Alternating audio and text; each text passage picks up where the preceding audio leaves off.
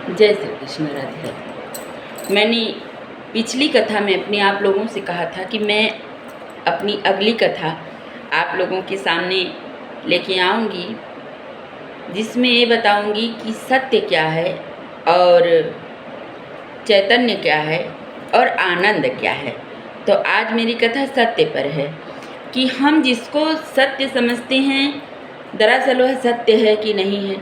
जिसको हम चैतन्य समझते हैं वो चैतन्य क्या है, और जिसको हम आनंद समझते हैं क्या उसमें हमारा आनंद है या नहीं है। तो एक एक करके कथाएं मैं डालती हूँ, क्योंकि मैं अगर तीनों शब्दों पे मैं कथा अगर लेके जाऊँगी तो बहुत बड़ी हो जाएगी। आप लोग भी सुन नहीं पाते हो, बीच में कथाओं को छोड़ देते हो, और कभी कोई लाइक नहीं आता, कभी कोई कमेंट नहीं आता, कुछ भी नहीं आता फ़िलहाल। इसीलिए मेरी एक एक छोटी छोटी कथाएं आप लोगों के सामने आती हैं। अब ये आप लोगों को कितना पसंद आती हैं कितना नहीं आती, ये आप लोगों पे डिपेंड करता है, क्योंकि मैं तो अपना समय निकाल करके आप लोगों के सामने अपने भाव अपनी कथाएं लाती हूँ। क्योंकि मुझे लगता है कि नहीं, अगर मैं घरेलू महिला हो करके और इतनी सारी संघर्षमय जीवन से निकल करके थोड़ा सा समय निकाल करके आप लोगों के सामने कुछ अच्छी बातें शेयर करूं, ताकि हम जैसी बहनें इन सब चीज़ों को सुन करके समझ करके उसमें अपने जीने का एक सहारा ढूंढें और समझे कि नहीं जीवन क्या है। तो आइए चलते हैं कथा की ओर, क्योंकि मेरी बातों से ही मेरा 2 मिनट समय नष्ट हो जाता है। तो मैं अब कथा सुनती हूँ। सत्य।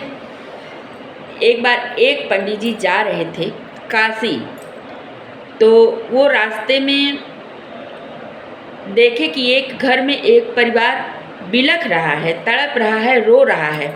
तो उनसे महाराज जी से रहा नहीं गया, वहीं वो रुक गए और उस घर के दरवाजे पर जा कर के, क्योंकि जो असली वैष्णव हैं, जो भगवान में रुचि रखते हैं, वो कभी भी किसी का सुख तो देख करके सुख को अनदेखा करके चले जाएंगे, लेकिन दुख अगर उनके सामने दिखा है तो वहाँ रुक करके उसका हाल चाल जरूर पूछेंगे।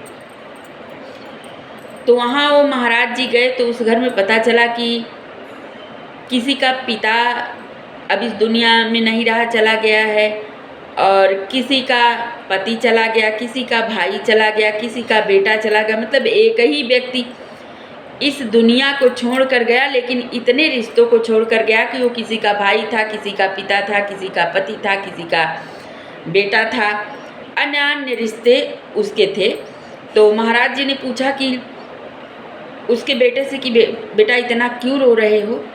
उन्होंने कहा कि आज मेरे पिताजी मुझे छोड़ कर चले गए।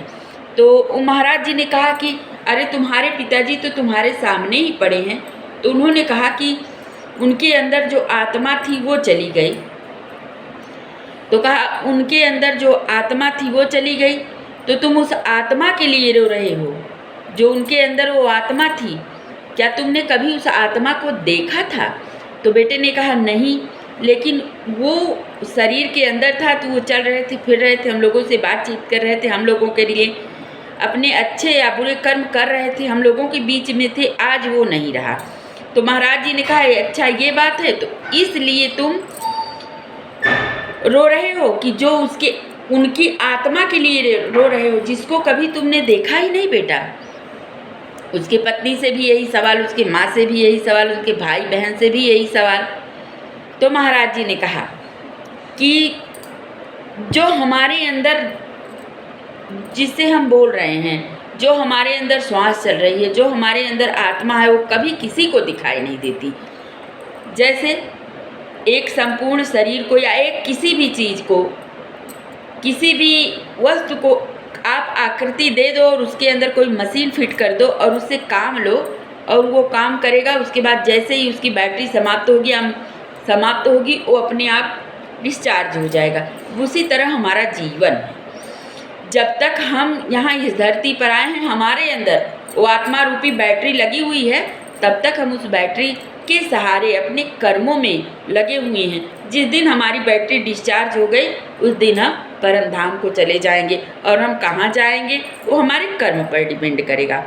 तो इतना समझाने के बाद महाराज जी पुनः वहाँ से वापस आकर के उन्होंने बहुत अच्छा विचार और बहुत अच्छा अपने भक्तों को इस विषय पर समझाया। उन्होंने कहा कि ये आत्मा रूपी जो आत्मा रूपी जीव है, जिसके अंदर आत्मा बैठा है, उसका एक आवागमन का उसका समय निर्धारित है कि वो कब तक है और कब वो चला जाएगा। लेकिन लोग इसको समझ नहीं पाते। उसके जाने का गम, न कि उसका पिता वहाँ पड़ा है, वही मूछें, वही दाढ़ी, वही आँख, वही उसके रूप, वही सौंदर्य, सब कुछ वही है। लेकिन रो किसके लिए रहा? जिसको कभी देखा ही नहीं, उस आत्मा को कभी उसने देखा नहीं, लेकिन रो रहा है। क्यों रो रहा है? क्योंकि उस आत्मा के लिए क्यों कोई कह रहा है मेरा खर्च कौन उठाएगा, कोई कह रहा है मुझसे राखी कौन बंधवाएगा, कोई कह रहा है कि मेरा ख्याल कौन रखेगा, कोई कह रहा है मैं कैसे जीऊँगा। मतलब उसके कर्म के लिए, वो क्या कर्म करता था उसके लिए लोग रो रहे हैं, न कि उसके लिए रो रहे हैं। अब मेरा कौन सहारा बनेगा, कौन देखेगा? मतलब एक इंसान, जब तक हम किसी के काम लायक हैं तब तक हमारा सम्मान है। जिस दिन हम काम लायक नहीं बचे उस दिन हम किसी काबिल, किसी काम के नहीं रहेंगे।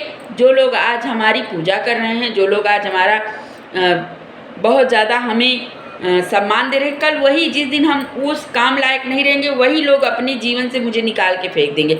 इसलिए जब हम जानते हैं कि आत्मा ही सत्य है और इस आत्मा को इस शरीर से निकल कर जाना है, तो उसके अंदर जो परमात्मा बैठा हुआ है हम उसको क्यों ना साध लें।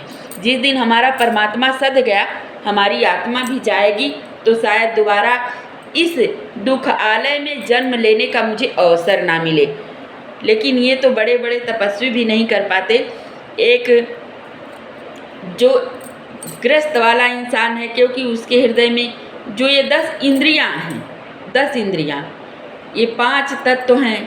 ये जब जो 10 इंद्रियों से बना भरा पड़ा है, इसके अंदर लोभ, मोह, काम, क्रोध, सब मद मत्सर सब भरा पड़ा है, सारी वस्तुएं हैं। गीता में भगवान ने साफ साफ शब्दों में समझाया कि यह शरीर ही अपना युद्ध का क्षेत्र है, कहीं बाहर की दुनिया में युद्ध नहीं। जब व्यक्ति को परमार्थ का ज्ञान होने लगता है तो उसके अंदर ही युद्ध होने लगता है, और नहीं भी होता तो भी ईर्ष्या और द्वेष, काम, क्रोध, लोभ का युद्ध चलता रहता है। कोई सोचता है मैं किसको कितना गिराऊं, कोई सोचता है किसको मैं कितना उठाऊं, कोई सोचता है मैं इसके साथ क्या करूं, कितना छल करूं, कितना। ये भी एक युद्ध ही है, क्योंकि वो अपने मन से लड़ता है। तो इस लड़ाई को बंद करके, तो हमारा यही कहना है कि लड़ाई को बंद करके उस परमात्मा को याद करें, उनका भजन करें, चिंतन करें, मनन करें, क्योंकि वही सत्य हैं, वही सनातन है, वही हमें और आपको पार लगाएंगे। तो अभी के लिए मेरी कथा समाप्त हुई। जय श्री कृष्ण, राधे।